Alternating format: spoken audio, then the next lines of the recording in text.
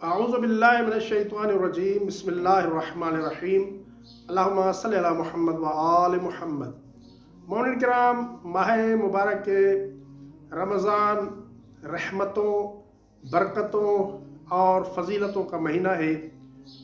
मोमिन को चाहिए कि इस मुबारक महीने से जितना ज़्यादा हो सके इस्तिफ़ादा करें और इस मुबारक महीने में तिलावत कुरान और दुआएं पढ़ें कि कुरान की तिलावत का ख़ास तौर पर इस माह मुबारक के रमज़ान में तिलावत कुरान का बड़ा अजर व सवाब बयान हुआ है।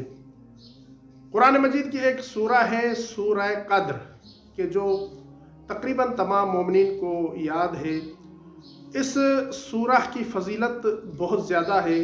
ख़ास तौर पर इस सूरह क़द्र को इस मुबारक महीने में यानी माह मुबारक के रमज़ान में पढ़ने का बड़ा अजर बयान हुआ है।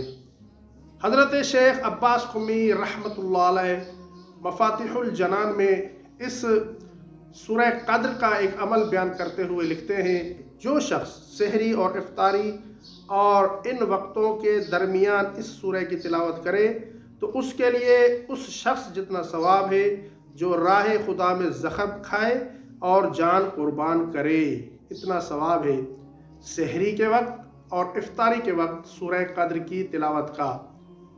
कि शेख साहब लिखते हैं कि इतना सवाब है कि जो शख्स सहरी के वक्त और इफ्तारी के वक्त सूरह क़द्र की तिलावत करता है तो इस तरह है कि जैसे वो राह खुदा में ज़ख्मी हुआ हो, मैदान जंग में राह खुदा में गया हो, ज़ख्मी हुआ हो और अपनी जान राह खुदा में दे दी हो। तो इसलिए जब आप सहरी कर रहे हों या इफ्तारी कर रहे हों तो सूरह क़द्र को ज़रूर पढ़ें और इसकी तिलावत फरामोश न करें। और नीचे जो वो सब्सक्राइब का बटन है ना, उसको हिट करो, जल्दी से करो सब्सक्राइब।